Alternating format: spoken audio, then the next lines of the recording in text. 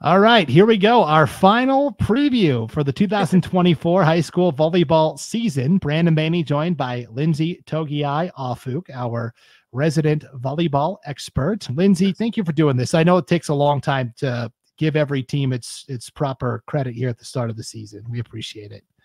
Oh, yeah. Well, I love talking volleyball and love learning about different teams that I don't know about yet. So it's fun. Thank Yes, you. of course. So we are at the 1A classification. This is probably the classification you know the best. Full disclaimer up front, Lynnsie is a former standout volleyball player at Century High School in Pocatello, went on to play in college. Now is back in East Idaho, coaching at the club level and the high school level. You are an assistant coach at Rockland High School, which is in the 1A ranks, but you don't wear those bulldog tinted glasses when you break down the action across the 1A landscape. You're pretty fair in assessing all of the other teams. Thank you. I try to be. And honestly, I mean, it wouldn't benefit to just boast about one team or another, you know. But I do know a lot about this division we're about to talk about. Yes. I mean, because we're going to start right at the top with the team. I know it pains you, but at the same time, you have to give the nod of respect. Horseshoe Bend. They are just the premier program in this 1A classification over there in District 3, the Long Pin Conference. I believe they are the 3-time defending state champions. Yes. They did lose some pretty good quality to graduation. They do bring back Aaliyah Meyer and Ashlyn Walsleben, both all-conference players a year ago. But this is a Horseshoe Bend team that has really strong roots, even at the club level, right, Lynnsie? Yeah, they play in different clubs up there, Crush or the other ones up there. But they've been a good program. They have good coaches who are invested too. But yeah, they did lose quite a bit of seniors last year, which may think give some hope maybe, but also again they have a really good program, good people stepping in. I will be interested to see their dynamic because you mentioned Aaliyah and she's been the setter for them, but I've heard some things that she's going to step in as a hitter this year. So how tough is that to when you've been setting your whole career to switch to outside hitter? um well, it comes back to the ball control. She has it in both ways, so she can play the defense and she can serve receive. So I've seen her, in that aspect. But she's always just been the setter. But really, the setter runs the whole offense too. So she just has that court sense. So I haven't seen her hit, so I I don't know on that. But I think that with her ball control alone, she can take care of it in more places where if they have someone who can step in and set, then that's a good thing for them. Yeah, you tell me because I'm still a volleyball novice, but I feel like I feel like the hitters get all the headlines because they're the ones putting up all the kills and the impressive plays. But really, if you don't have a good setter, like you're not going anywhere. It's going to be very hard to be good, right? Yes, this is true. And it even again all starts with the pass and then set and then yes, the kill gets all the glory and the hitters get all the hype. But it's really truly a team dynamic that takes each skill to get there. But that's why it's so fun to watch the teams that are the upper echelon that are so good at it because it's just like a well-oiled machine. Horseshoe Bend is certainly that. This conference is so ridiculous. Council not only took second place in the conference last year, they took second place at district, they took second place at state. They're like, oh my gosh, can we just shake Horseshoe Bend just once? Like, true. I'm sure they're thinking that. I mean, there's a lot of years where Council would like be good enough to win state, but like Horseshoe Bend is just a little bit better, right? It's true. They've gotten between second and third and fourth in the last 5 years. Good program. Very good program. They bring back Ava Epic, senior, and also Cora Bingham, senior libero. So you got Horseshoe Bend, you've got Council. The last 1A team that won a championship that was not Horseshoe Bend also comes from this conference, Tri-Valley. That was 4 years ago. Tri-Valley brings back Stella Warren, senior outside hitter, and junior middle blocker Porter Hart. Porter started her career at Council, actually, and then transferred with her older sister, Michaela Hart, to Tri-Valley last year. Both bring a lot of height to the table. Yes. So Tri-Valley is going to be right there. Garden Valley brings back 3 all-conference players led by Aubrey Zimmer, first-team all-conference middle. And then you add in Greenleaf Friends, who has been the premier 2A team from the Treasure Valley. They're now moving down to the 1A.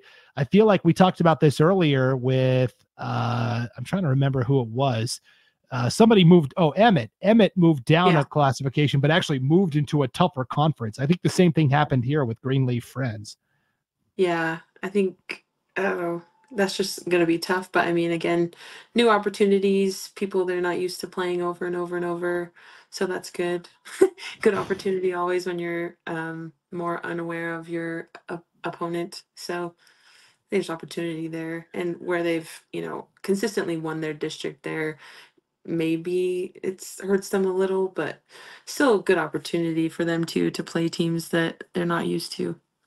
Yes, it'll be a fun and new adventure for Greenleaf Friends. And they're saying, I don't know how fun it's going to be, but it'll make us better. How many do they take to state? From District 3 this year, they are going to get two bids to state. That is going to be fierce competition. That'll be tough. That is tough. Horseshoe Bend is still going to go in my point of view. Yes. And then, that'll be tough. Yeah. Yep. We'll see. Equally difficult is the conference your Rockland Bulldogs are in. That is the Rocky Mountain Conference over in District 5 and 6.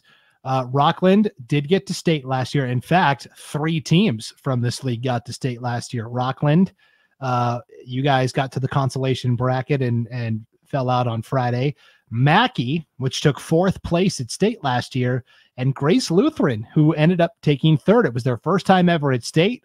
They came home with a trophy, and they did it with only 7 players last year. I think that's the most impressive part for what Grace Lutheran did last year.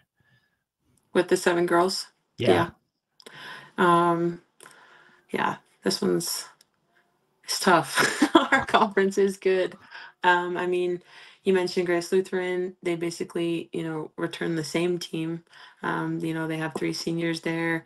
We also return almost the same team. We only lost 1 senior, and we have 4 seniors who are all conference players. And, Ledor is always good too. Mackey's always good too. And then we just have so many teams in our district too that it's tough. Well, and then we add American Heritage and Chalice to that. So yes, Chalice moved down from the 2A ranks. They petitioned down to try and build their program back up. And American Heritage is kind of new to the athletics scene. They are a charter school up in Idaho Falls. And so this league is wide open. Rockland brings back, here are the all-conference players, Autumn Farr, Alexa Perman, Callan Perman, and Harmony Boyer. Alexa and Callan are cousins, right? Yes. Okay. Yep. Wanted to make sure I got that right. Great. Grace Lutheran only had 7 players last year. Only 1 was a senior. So they bring back a great trio of seniors in Kirsten Krause. She was the conference player of the year. Lily Perry and Samantha Moretti. And then Malia Iverson was an all-conference performer as a freshman last year. She's now a sophomore. Mackey brings back Jocelyn Seafried and Sadie Wanstrom. Ledor brings back Lexi Bird, Chloe Carver, Rainey Whitaker, and even Chalice brings back a couple of all-conference performers from the 2A ranks last year, and Jalen Orecki and Callan Zollinger. So I'm the one who has to put in all the schedules on IdahoSports.com. Your conference is my least favorite because it's a bunch of try matches. It's not every game is a conference game. I have to figure out, which one counts in the conference standings, because you've got North Gem, Taylor's Crossing, Water Springs, American Heritage, Show Band. I mean, there's like 10 or 11 teams in this conference. Yeah, 11 now. That's crazy. And remind me, do we get 2 or 2.5 this year? 2.5. 2.5. Mercifully, 2.5. So Okay. I think there's you would play. I'm not sure. Let me look at the play-in because there's a lot of half bids this year. There's actually 2 play-in games at the 1A level this year. Oh. The third place team from District 5 and 6 will play the second place team from District 4, and the champion from District 1 will have to play the second place team from District 2. So let's examine what kind of competition East Idaho might have over in District 4 at the Sawtooth Conference. Dietrich won this conference last year. They got to state and went 2-out. They bring back Aaliyah Robertson and Caitlin Wanamaker. Richfield has been a pretty good program the past couple of years. They actually had the conference player of the year last year in Fallon O'Barr. Callie Hendren is also back for them. Cary drops down from the 2A to the 1A ranks. They bring back 2 all-conference performers from a year ago as well. So Dietrich, Richfield, Cary, I think are all going to be pretty good from over in District 4. I agree. I think, yeah, they have consistent programs. They have athletic girls. Yeah, I always see that Dietrich and Richfield usually battle for that. But I mean, new districts. That's right. Cary is Cary's going to be a team to keep an eye on over there as well, I think. Let's go up to the north, the White Pine League. We talked about this a little bit in our 2A preview where they lose Kendrick, but they gain Genesee. So Genesee got to the 2A state tournament last year, got to the consolation bracket. They bring back 3 all-conference performers, Chloe Greaser, Michaela Herman, both outside hitters, and then senior setter Kendra Meyer. Deary also got to state last year from the 1A ranks. They went 2-out. They bring back Allie Vincent and Lily Hansen. And then outside of those 2, because I think those are the 2 clear-cut favorites. Do you agree with me there, Deary and Genesee? Yes. Okay. I think the best player in the conference actually plays for Nez Perce, Aubrey Lux, senior outside hitter. She might be the conference player of the year. But if you're looking for a third team that could possibly contend, St. John Bosco, the Patriots. This is a private Christian school in Cottonwood. They returned 4 all-conference players, 2 of which made the first team. Rayleigh Warren, Sarah Waters, Julia Wasmuth, and Noelle Chmelik. So if you're looking for a sleeper team, maybe St. John Bosco, the Patriots. Okay. Interesting. And they've always been in that district? Yes. They are a team that always has low numbers, but they've got a good, kind of like a Grace Lutheran. They've just got a good group of girls that are coming through right now. So good class. Good. Yep. It'll be a team to keep an eye on. So yeah, that's the White Pine League up there in District 2. They get 1.5 bids to state. So whoever takes second will have to play the district champion from District 1, the North Star League. This is the one I have no idea because Clark Fork used to be in this league and you could just bank it that, Clark Fork's probably going to win the district. But now they're gone and it's basically Mullen, Kootenai, and a brand new school, Coeur de Christ. They're a private Catholic school in Coeur d'Alene. I have no idea who wins this. I don't know if any of these teams will have more than like 7 or 8 players per team. This is true. This will be interesting. Do they get 1 or they get a half? They get a half, right? A half. Yeah. Well, that makes sense that they don't have that many girls coming out because I was like, I've never, I haven't seen any of those teams, so I don't know. We'll see. Yeah. Yes, I think it'll be whoever wins that district. It'll be hard for them anyways because you'll play either Deary or Genesee most likely in a play-in match. So, okay, the 1A, I think it is a little more open this year. I think I still give the slight nod to Horseshoe Bend based on history, but they did lose a lot to graduation. So to summarize, we really like Horseshoe Bend, Council, Tri-Valley, maybe Greenleaf Friends from over there in District 3.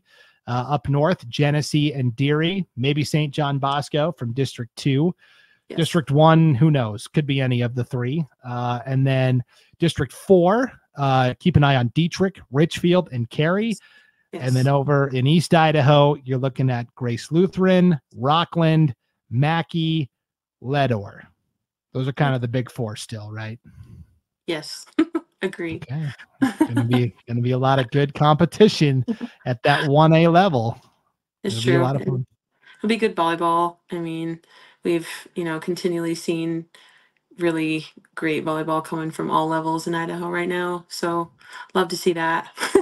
And then it'll be even more interesting because now we, have teams that we've never played before. And so does every other division. So I think this year will be interesting. A lot of new changes. The best way to keep track of all of it is to check the standings page at IdahoSports.com on a regular basis. We'll Yes. keep you up to date over there. All right, Lynnsie, Togiai, Ah-Fook, thank you so much for doing all these previews for us, and specifically here, the State 1A preview. We really appreciate it. Thank you. All right, thanks for tuning in, everybody. For Lynnsie, Togiai, Ah-Fook, I'm Brandon Baney. Opening weekend of competition. Good luck to all the teams out there competing, and we hope we see you down the road at State. Good luck, everybody. It's going to be a fun season here on IdahoSports.com.